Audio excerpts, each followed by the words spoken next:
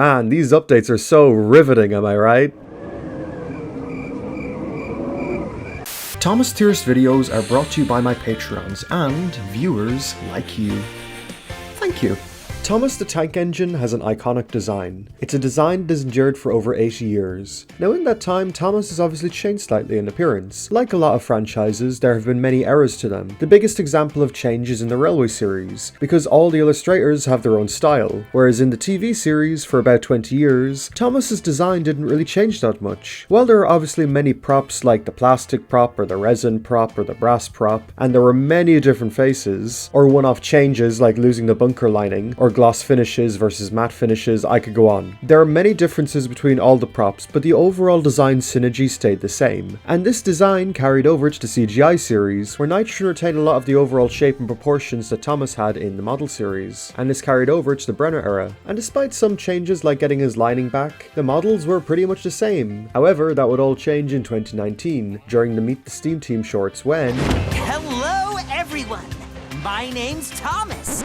Oh no, what happened to you, Thomas? Why do you look like the World War II movie? So for some reason in Series 23, Thomas, Percy, Gordon, James and Emily all got updates. And I'll be honest, I think they look really weird on the characters. Bulgy and Bertie also got updates too because of their episodes. But not Edward and Henry, I guess, because buses are apparently more important than those in trains. Oh no, it's gonna hit those trains! Bruh. Seriously, what's the deal with these rivets? Why do they look more like M&Ms or Skittles covering the engines? Why do their handrails look more like door handles? Considering this was the same era as bouncing engines and fantasy sequences, why did the production crew decide to change the models? They hardly made any toys with rivets on them, but hey, with these new toys coming out, it's kinda got me thinking more and more about these redesigns, and so that's what we're going to talk about today. So, let's get into it.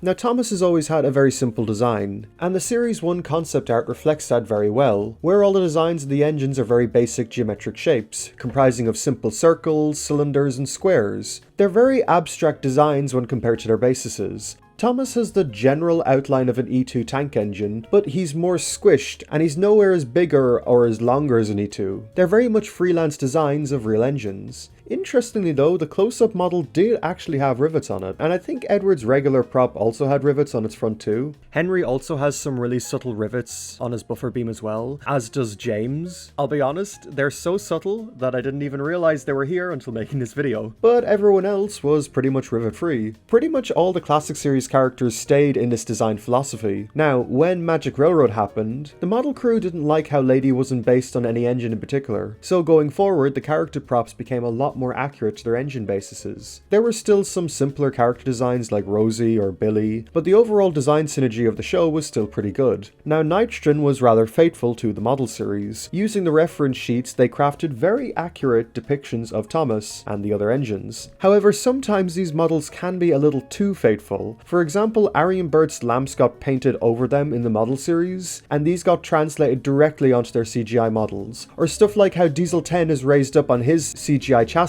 because the model wasn't attached correctly in the reference photos. They were almost too faithful to the reference pictures, honestly. However, despite this, Nitrogen did make some random changes, like scaling James to be bigger for no reason. Now notice how James's crew can no longer see out of the front of James. Nice one, Greg. Or how Thomas is scaled slightly smaller in CGI, but for the most part these models were faithful enough to the model series, be it rolling stock or models or engines or even locations. However, this did not apply to new characters, where they had more freedom with CGI to add even more details. So you'll notice how new characters like Charlie would get so many extra details like lamps and handrails that the bases had. Compare Charlie's CGI model to the Billy prop, and it's night and day with these little details. However, that would all change when the Skarloey engines returned in the special Blue Mountain Mystery. This genuinely was a game changer for the production crew. You see, Nitrogen actually flew out to the Talyllyn Railway and got references for the movie, and it really shows. Skarloey got extra details inspired from his basis, like a more accurate buffer beam, handrails along his saddle tanks, cab and smoke box, a sanding gear, side rod guards, more cab lining, new sandboxes and rivets too. Reneos also got more rivets, a more accurate buffer beam, a Talyllyn style tail lamp at his back, a handrail on his top like his basis. Sir Handel gained more rivets, he got a black side rod guard, new lubricating boxes, handrails and a new whistle. Peter Sam's funnel became an accurate Giesel ejector, he got more rivets, more cab lining and a new whistle, while Rusty got rivets and new air vents and a new chassis. I think what I liked most about these updates is that it doesn't compromise the design of the characters. Even though Talaclyn has rivets all over her, I respect that they still kept Skarloey somewhat simple. There was variety to what they added to them too. They didn't just slap on a bunch of rivets. The production crew really liked how the Skarloey engine designs came out, and thought about doing something similar with the main cast. This is why going forward all of the new returnee characters were always given extra little details, like how Duck has new lamps, extra rivets along his buffer beam and cab, or why Bill and Ben have extra wheel lubricators added to their valve gear. Not to mention they started giving lamps to everyone. Basically, whenever they got the chance to update a character model for a story or something, they would do it. Like how when Rosie became red, the crew also added new rivets to her model too. New and returning characters also followed this updated design synergy going forward. So now, every new character in the show would be stylized to have rivets, have extra realistic details. With all these returning characters and new characters getting updates, the Steam team was starting to look kinda simplistic in comparison. And when Edward and Henry got written out of the show and were replaced by Nia and Rebecca, it was at this point that the crew really felt they needed to update the Steam team. Nia and Rebecca being so stylistically different from the other engines was a problem. Their designs didn't really work with the older Steam team models, especially Nia. Like, just look at all those rivets on her front buffer beam, not to mention her overly complicated valve gear or that West housing pump on her front. Nia and Rebecca also lack white running boards on their fronts. Compared to the Steam team, who had relatively simple designs, these two stick out quite a bit. All the other Steam team members had white running boards. They all had the same lining on their boilers and splashers, and even Emily, who joined in Series 7, had a similar design that fit well. I don't understand why they didn't try to make Nia and Rebecca look more like the Steam team, rather than making the Steam team look more like Nia and Rebecca, but I digress. So they updated the cast, but what makes this worse is now Edward and Henry don't match the rest of the cast. I get they were removed from the Steam team, but like they were main characters 2 seasons ago, yet somehow Bertie and Bulgy get updates. I mean, I guess it makes sense for them since they get an episode. I don't mind the changes to Bulgy honestly, but I think Bertie could be a lot better. I like the license plates being a reference to the Railway series. I like the mirrors. I'm just not a fan of the bumps on Bertie, I think. Diesel also got a lot of roles in Series 23, but he didn't get any updates for some reason. Toby also didn't get any updates, despite having an episode. Although I have a feeling that they didn't want to do Toby and Diesel since their designs were probably fine in their eyes. Now, the first time we saw these rivets were in YouTube shorts. This short here of James was our first ever look at the changes. Thomas also had rivets in the Series 22 shorts in China. Notice the rivets on Thomas here around his buffers. I bet you anything they removed the rivets from Thomas just for this one shot, but forgot about the buffer casings. Lol. The rivets were officially revealed in 2019 though, in the Meet the Steam Team shorts. Why would a vet be on a roof? So starting off, we have Thomas. Let's try to start off with the positives. I like that they didn't try to turn Thomas into an E2 tank engine. As much as I love Hornby Thomas, it's too long compared to the TV series official Thomas shape. So I'm glad they didn't stretch him out or anything.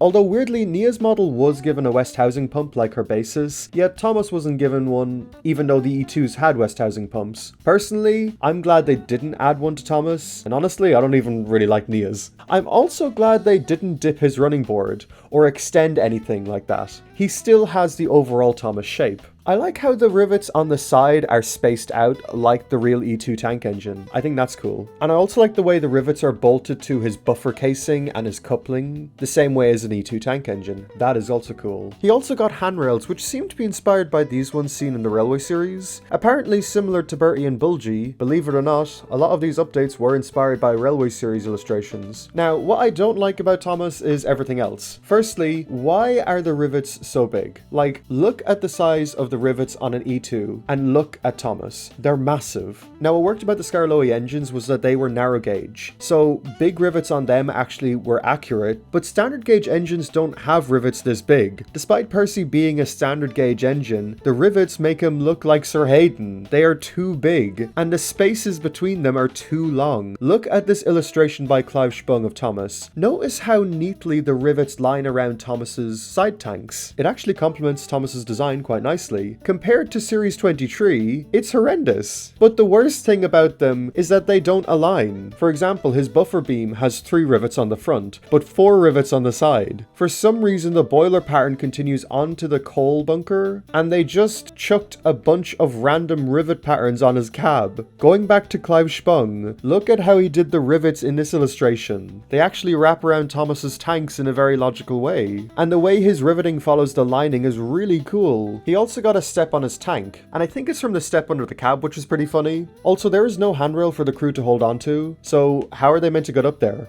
I think another missed chance here was to have extra detail on Thomas's coal bunker, since loads of media has depicted Thomas's coal bunker having detailing there. But nope, it's just blank. Yet they made sure to plaster a whole bunch of rivets there. Also, what are the rivets even bolted into? That's his coal bunker. It's honestly such a shame because when you look at Rosie, that is how they should have done it with Thomas. Rosie's rivets line very well with her paintwork, as do the rivets on her side. So they should have done the same thing with Thomas, but they didn't.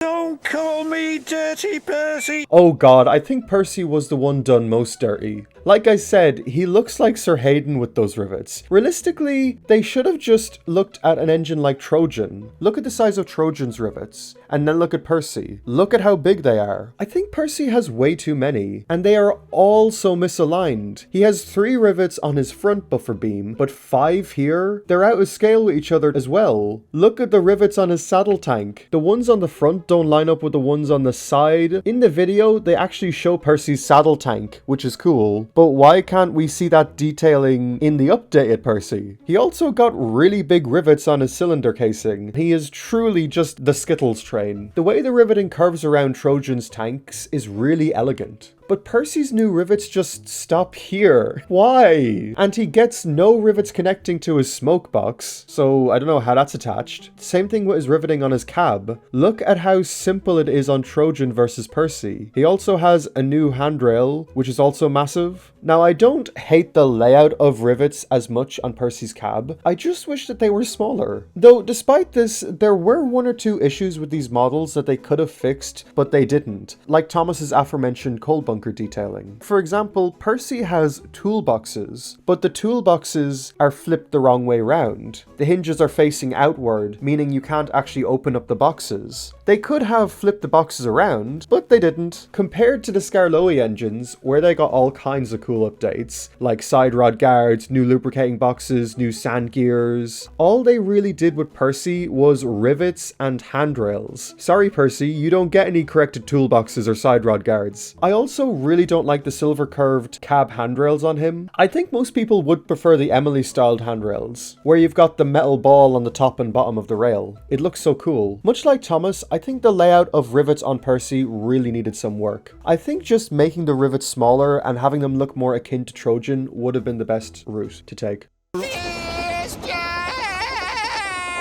So right away, I think the rivets already look much better on James compared to Thomas and Percy. First, his buffer beam rivets actually match up. There are 3 on the front and 3 on the side. So why did Thomas get 4 and Percy get 5? Whatever. At least it's correct on James. Honestly, I think the bigger rivets work a lot better on the bigger engines. Because Thomas and Percy are smaller, they look more weird. Unfortunately, some rivets aren't attached to James correctly, like the ones on his tender are floating and it's very funny. But the overall layout of James's rivets I think are much better in my opinion. They actually seem to follow the outline of James's shape. While not realistic in a lot of places, like what's going on in the cab, for the most part it's fine. They also added black tender lining on the back, which I'm not really a fan of to be honest. But weirdly enough, I actually do like it on Black James. Maybe it's a taste thing, I don't know. He got rivets on the top and bottom of his tender, he got some rivets along his side and around his boiler, and on the smoke box. They didn't really do that much with him honestly. The cab handrails are also a miss. I don't know why they placed them on the outside of James, because James doesn't have a door on his cab, so having inside handrails would have looked so much neater in my opinion. But I digress. For the most part, James was pretty simplistic. They are the biggest wheels in the Steam team. Unlike James, Emily actually got a lot of unique updates. She is strikingly similar to her concept art with that new added handrail on her top that goes along her smoke box. I don't like the weird black joiner that is on it though. Her concept art and her bases don't have that, but regardless, it is cool that they did that. I think the riveting actually works quite well on Emily. Perhaps it's her dark shades of green, red and brown that make it work. Emily's design also suits rivets better in my opinion, since she's from season 7 unlike everyone else. A really cool detail was that Emily gained guard irons on her front wheels. Guard irons are like two metal bars that are fitted in front of a locomotive and function like cow catchers, which were a feature of a lot of older 18th century steam engines like Emily's bases. That was a really cool change. Now, the one change I didn't really like was the weird yellow lining they added on her tender, but besides that, I think they handled Emily pretty well. Apparently, this video of Emily was what gave the crew the idea to give Emily a number, since she didn't have any number in these shorts unlike everyone else in the Steam team. So ultimately, these updates in these shorts was what led to Emily getting her number 12 the next season. Unlike Rosie's change, which was never explained, I like that they didn't just give her a 12. They actually wrote a story for her. Pull yourself together, Big G. And Gordon also surprisingly looks okay. Like James, the buffer beam rivets actually match on the side, and Gordon has way less rivets on his boiler. He honestly looks better compared to Percy's saddle tank, which is covered in rivets. Gordon also got rivets along his smoke box, cylinder cab, tender, and roof. I honestly think the rivets look good on him, but the best change is the lamp. Since Gordon is an express engine, he never actually had an express head code, besides a few instances in the model series and the railway series. So that was a cool change. He also got red tender lining, and unlike James and Emily, I actually think it works quite well on Gordon. Though this is probably because it's been a feature on Gordon in the past. It was in 2 illustrations in the railway series, I think, and also on the Reverend's model, I believe. The only change I don't like is the cab handrails. Like, what is this? Why is there 3 of them? Apparently these were also based on a railway series illustration. Notice how Gordon has handrails on the outside of his cab door too, but interestingly, it's painted blue for some reason. I guess to blend it in more. That's my main issue with the handrails, is that they stick out too much. I would have much preferred the Emily handrails, honestly. I think it would have worked way more, and it would have been book accurate. I've just noticed while editing he also has 4 rivets on his cab. I have no idea what these 4 rivets are meant to represent, but I feel like it might be representing something, so if you know, please tell me. My main takeaway from all of this is that the Scarloey engines had way more variety with the things that they added, whereas these updates with the Steam team are nowhere near as technical. That being said, the team clearly did do their research on a lot of this stuff. Stuff like Iron Guards or the Express Head Code are actually kind of cool, but they're mostly an eyesore to look at. Oh, if only there was a canon model of Thomas that was good and had rivets and...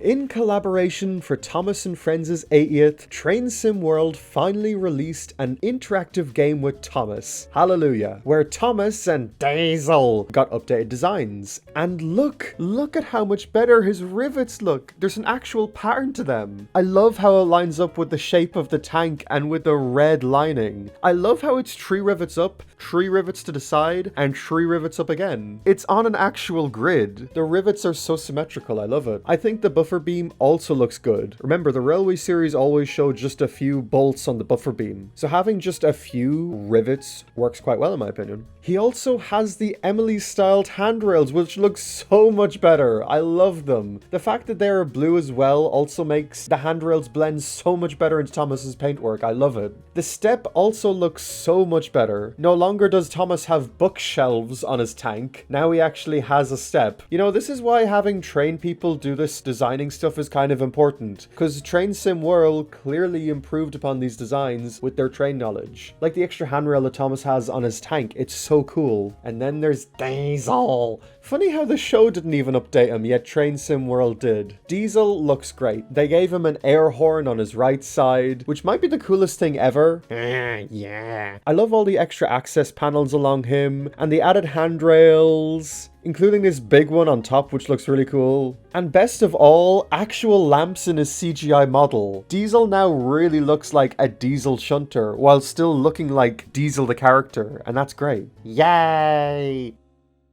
I am personally really interested in what Mattel is cooking up for 2026. What will Thomas look like? I feel like Thomas is definitely moving in the right direction, so if they're going to bite the bullet and bring back classic Thomas, whatever that means, are they going to keep the Series 23 rivets on the characters? Or are they going to do something else? But who knows what we're getting next? The Thomas Wooden Railway model from 2022 had a different pattern on it, unlike the Thomas in the show, or the Thomas we've seen here. And it seems that the same pattern is on the 2025 merch. Notice how on the Wooden Railway toy, and the push-along, and the Trackmaster, the lining is all the same on Thomas, mostly. The Percy and the James are also different. Percy is lacking the riveting on his boiler, and James's riveting is slightly higher. Who knows what the characters will look like? I just hope the show itself will start to get back to more basic storytelling. I don't really care what the characters look like, so long as the episodes and the show is good.